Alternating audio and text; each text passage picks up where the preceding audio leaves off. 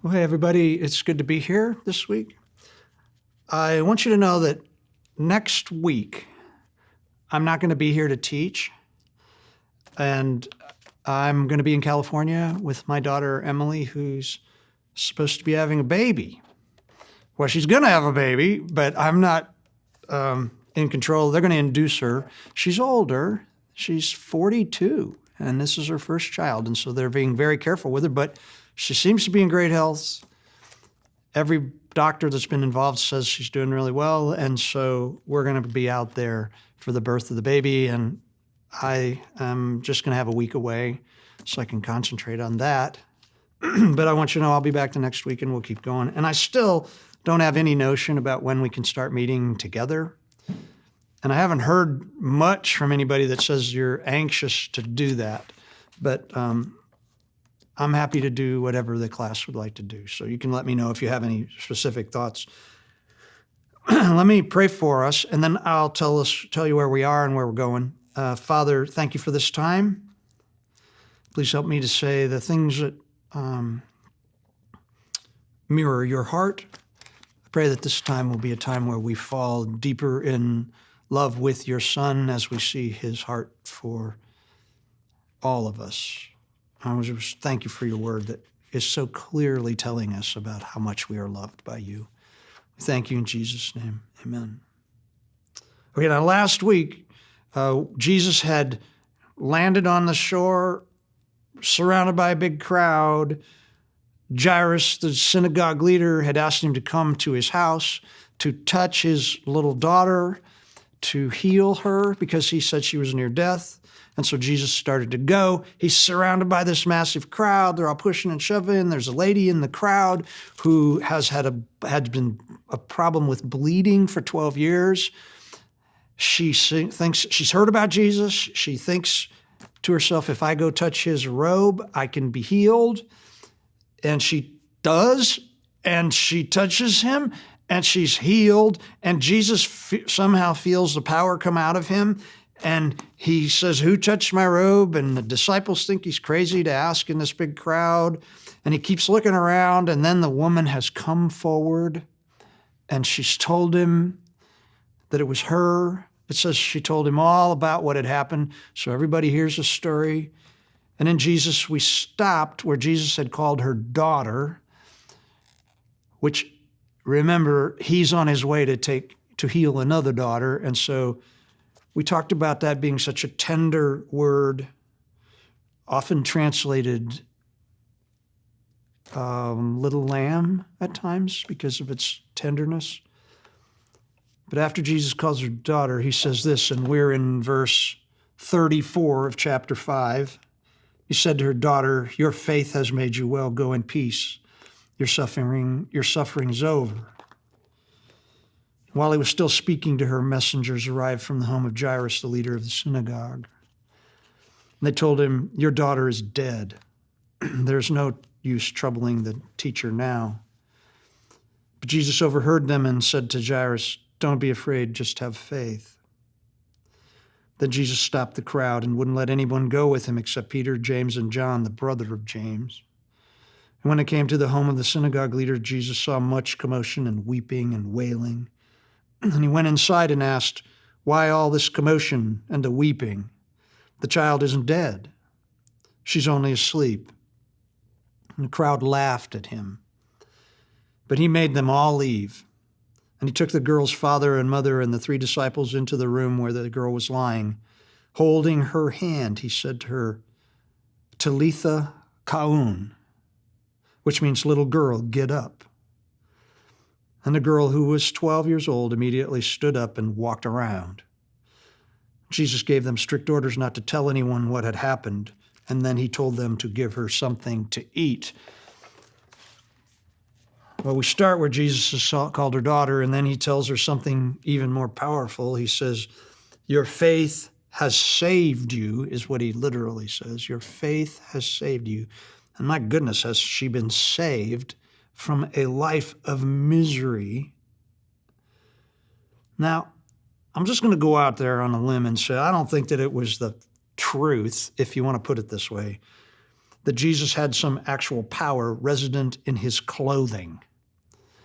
I just don't think that's the case. What I think was that this woman believed this because that's what everybody thought, that the power would pass through into a healing person's clothing. Her faith was actually in whatever it was that God could do through Jesus. That's where her faith was. And God healed this woman through Jesus, through his clothing, because he knew both her story and he knew her heart. Her touching Jesus, it gave God the opportunity to use Jesus' robe as a means to, I will use this carefully, reward her for her deep faith. Now, just the night before, the disciples had not had this kind of faith in Jesus. They figured he was just going to let them drown. But here's a woman who thinks, if I just touch his robe, then, and she's not thinking that he is special on his own, but she's too thinking that he has this power from a good God who wants to heal me. Now, we could talk about this for a long time. I know we could talk about this faith business and stuff for a long time. One thing I am unsure that we should ever do is extrapolate out what happened in this event to talk about what generally happens. I know that there are pastors who are claimed to be healers who take cloth and touch their body with it and then cut it into pieces and send it out to you if you give them $100 and that kind of stuff, and that there's supposed to be power from them in the cloth. Now, here's the bottom line. Our culture doesn't generally believe that clothing takes some kind of power from a person who has a special ability. Theirs did, and so God used that to heal this woman. There are other things that God would use in our world, I'm sure, but I'm just not sure that we can see this story and go, oh, we should be able to heal people by them touching our clothing. I'm just going to say I don't think that's the case. But still, there's something in her willingness to act in faith without hedging due to the circumstances of her life. And we talked about all the terrible circumstances last week that would have been the case if she'd have been caught in that public space. But her willingness to put it all on the line and believe God in the moment brought her a saving healing. Now, she was saved from death, and she was saved from the terrible circumstances that this condition brought her. Jesus says to her something that's really powerful. He says, your faith has made you well, or it saved you is what it really says. And he goes, go in peace. Now, that peace word, it's the Greek word, but in the Jewish world, their idea of peace, it comes back to shalom. And you've probably heard this before, that a life of shalom is a life of balance. It is a life of goodness and wholeness and deep relationships. When you say to someone, go in peace, or when you say shalom to them, you're talking about a very holistic way of everything being good in life. It's not just the absence of conflict. It's where everything finds its, and I want to use that word carefully, but it's true balance. I don't know if you've ever had a moment in your life where you just thought everything was just working really well.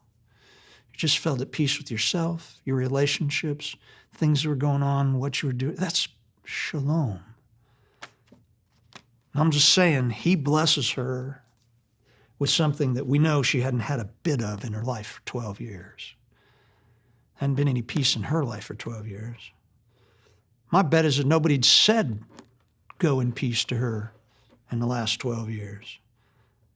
We can bet on it that her very presence had stopped shalom from being in other people's lives. Just think about what it would have been like if she happened to drop by and come into your house. If she touched anything, she's messed up with everything. I just can't even imagine. It would have been impossible for her to know shalom and be in that condition. And then Jesus adds, and be freed from your suffering. Now, the word that's translated suffering, I should look at it because I keep talking about it. Let's see, that's verse, whoa, that's a long verse. 34. He says, and be freed from your, it's mastigos. That's right, mastigos. That's a word that means a plague.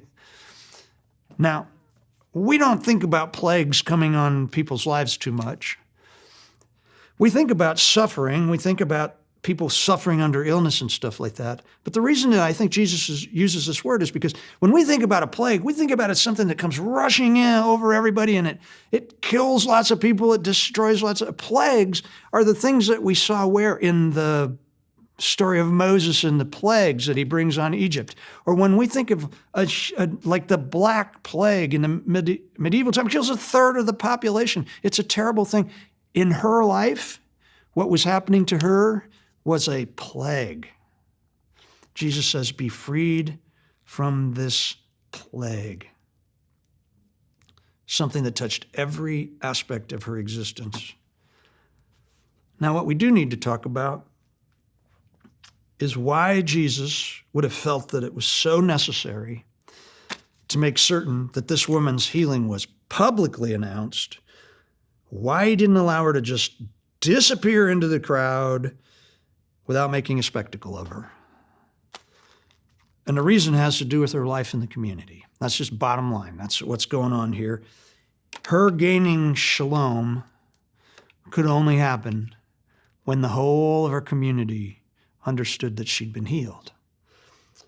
We can only assume that Jesus knew something major had happened through him, but I know some scholars think that Jesus knew what was going on all along. I don't know, but we do know this, that once he'd heard her story, once he'd figured out what had happened, he could feel in his soul why God had made sure that he pursued her, why the Holy Spirit was saying, find out who did this, and why he went ahead and made this very public. Here's the deal. Once Jesus forces her, or once Jesus calls her up and she tells the story of what had happened to her, what's around him? The whole village is around him. This huge crowd is around him. And now just think a minute. If she'd have gone home and not told anybody and then quietly said, hey, I got healed of that bleeding thing. People go, what? You did? Prove it. Okay. I'm just saying, think about how embarrassing it would have had to have been for her to prove that she'd been healed by Jesus if it was something that nobody knew about, but she was just dropping it on him quietly. And can you imagine how the gossip would roll and they'd say this and that, and maybe some people would find out, but some people would say, I don't believe her, and then people would be watching to see what she's doing, and people wouldn't trust her because they wouldn't know if she was telling the truth. And I mean, we could go on and on about how bad it would have been if she'd have just snuck away. But Jesus made sure he publicly called her out. And they publicly heard her story. And they publicly knew that Jesus had declared her what? Healed. And that he'd called her a daughter. And he gave her shalom and all this stuff. All this stuff that happens changes her identity in the moment. And it frees her in her own community to hold her head up. She's not the woman any longer who has 12 years of bleeding. No, She's the woman who got healed by Jesus.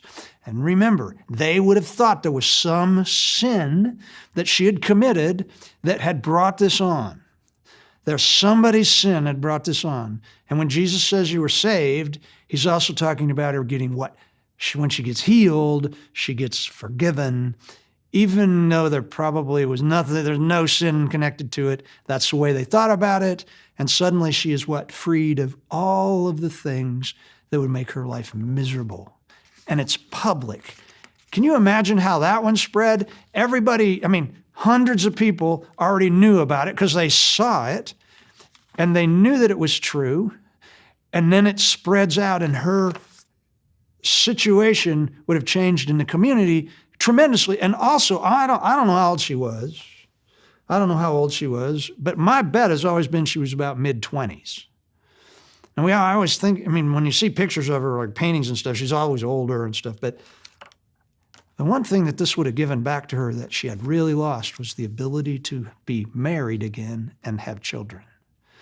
The purpose, and I know I've said this before, and it drives people crazy when I talk about it, but the very top priority in the life of a woman in the first century in this world in Palestine was to be married and have children. This healing saves her from that embarrassment of not being married and having children. I'm just saying Jesus had made certain that all of the facts about what just happened to her were as public as could possibly be in the moment. His presence there with that big crowd, you couldn't have gotten it any better than that. And this news would have spread like wildfire among the locals, especially since what? Most of the locals were there. I'm just saying Jesus knows what he's doing. He knew her enough, and God made sure that the right thing happened for this woman in the moment. But while this is going on, I mean, it's interesting that the text says, while he was still speaking to her, this episode with this woman has interrupted something that had started earlier. Jairus was there. He'd asked Jesus to come to his house. I'm sure that he'd asked him to come and do what? Touch his daughter so that he could save her. And these moments bleed into each other. I'm sure while Jesus is talking to this woman, Jairus is standing there very impatiently, most likely, wanting Jesus to hurry up and deal with what? His daughter. His daughter needed healing. She needed a touch from Jesus. She needed to be saved. But this time, things change. It says what? It says, while he was still speaking to her, messengers arrived from the home of Jairus, the leader of the synagogue. Now, they have come to talk to Jairus. They have not come to talk to Jesus. And they've got some terrible news. Their words are, your daughter died. Then they say, why still trouble the teacher? Now, we don't know who these messengers were. We don't know who they were. They'd obviously been at Jairus' house when Jairus left to find Jesus. They knew where he was going.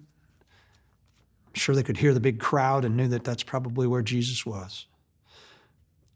But here's one thing we can be really certain of. Ancient people knew when somebody was dead. Okay? They knew when somebody was dead.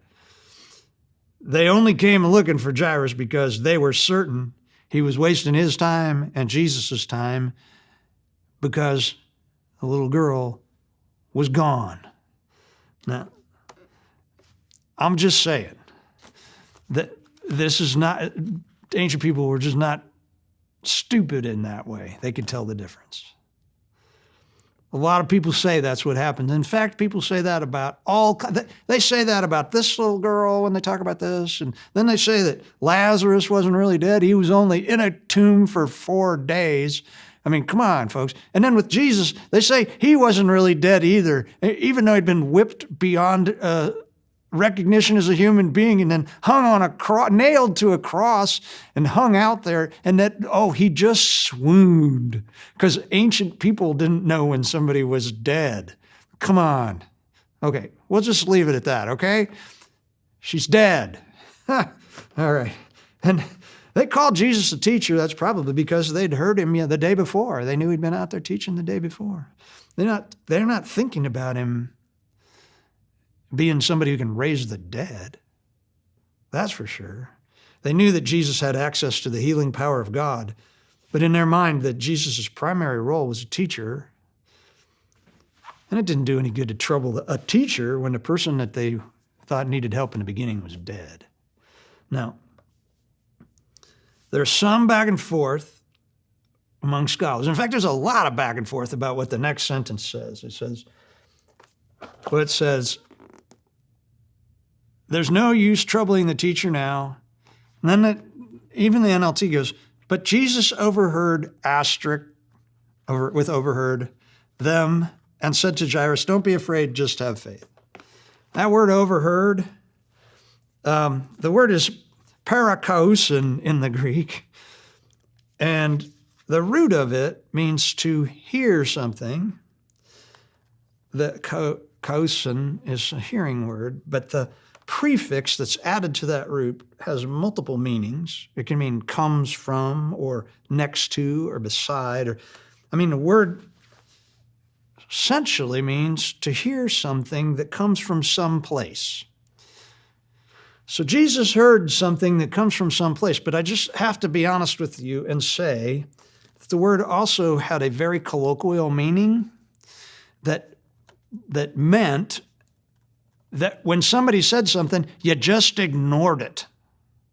You just ignored it. You heard it and you paid no attention to it. Now, if you have the NLT and you look down where the asterisk takes you, it goes, or ignored. I just want to say that Bauer, Arndt, and Gingrich, which is the primary thesaurus that people use for Greek, it has three meanings to this word, and two of them, one says to overhear something that you weren't supposed to hear, and the other says to hear something that's said out loud, but you just ignored it. And both of those two definitions use this verse to prove, in Bauer, to prove what the meaning is, which means they didn't know which one it was either, so they just said it can mean either one. And so they go, we don't know. And that's why the NLT did this. Now, I'm just going to put it out there, okay? If the guys who wrote Bauer don't know the difference, I'm not going to tell you which one it is. But there's a huge difference between Jesus hearing something that he's not supposed to hear and then he's saying, don't pay attention to it. Don't be afraid. Just have faith. That's one thing. And the other is hearing it and just ignoring it and acting like these people don't have any right to speak to us at all. I'm not paying any attention to them. Now, those are two very different attitudes. I don't know which one it was. Maybe it's a little bit of both. I don't know. All I know is that he says, what? Don't be afraid. Just have faith. Now, this is an interesting statement because it's almost the same thing that he said to the disciples. He said this, why are you so afraid? Why do you have such little faith? It's just different enough because Jairus had only heard about Jesus. The disciples had been with him a lot. And he says, come on. Come with me. Come with me. And he just says, come on. And this is an interesting moment. He says, fear not, only believe. And then he doesn't allow anybody else to come with him. It says Jesus, what? He says, stop the crowd and wouldn't let anybody go with him except Peter, James, and John. What we have now is the beginning of Jesus doing for this little girl and for Jairus and his wife, the exact sort of thing that he'd just done for the woman who touched him. The woman who touched Jesus needed to be publicly drawn out to bring her into the community. Jesus knows that the right thing to do for the little girl is to stop making what is about to happen a public statement and making it private. The first story is private until Jesus makes it public. The second one is very public, as you'll see, very public. But Jesus makes it private. Why? Because Jesus knows what is right for each one. Now, I'm going to stop a minute and just say this. I have been moved by these two stories. We're going to talk more about this in a minute, about what happens when Jesus gets off to the house with Jairus. But this has always given me great comfort. It's always given me great comfort because it means that Jesus knows exactly what it is that you and I need. I need to what? I need to not be afraid and to have faith that as he works in my life and as he takes me to places and as he allows me to be in certain circumstances, good or bad, he knows me well enough to know exactly what I need in the moment, and he's going to work it out. In the end, it's going to be so that I can be what? Saved. Now, I know that sounds like a great leap, but I've lived with these passages for a long time.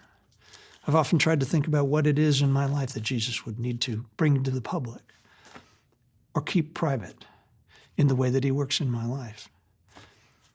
Because I know he's working all the time. It says here that he didn't let anybody go with him but Peter. Well, it says Peter, James, and John. Now you have to remember Peter's telling this story to Mark. I love how he always adds, whenever he talks about John, he goes, the brother of James. It's like we're not going to know who John is unless we know he's the brother of James. And Peter's brother was with him, and somehow Peter's brother, Andrew, never gets to go anywhere. You know, these are the same three guys that go to the Mount of Transfiguration. Somehow they had a special place in the whole thing. But he's only taken 3 people that he can trust that they're going to keep their mouths shut until the time is right, because this little girl doesn't need anybody shouting from the rooftops that she's gotten raised from the dead. We'll talk more about that next time. I think we'll start right there, and then we can finish the story. This passage is so powerful. It's so powerful. Jesus has gone to the home of the synagogue leader to touch a little girl that everybody says is dead. It's the last thing a religious man would want to do. But he knows what she needs. She needs to be saved. She needs to be given life. Sounds pretty good to me. Okay, guys. We'll come back to this next time. I will be a grandfather for the 7th time next time I see you. And we will finish this story about the little girl. And I tell you, it is wonderful the way it ends. So, thanks. Talk to you later.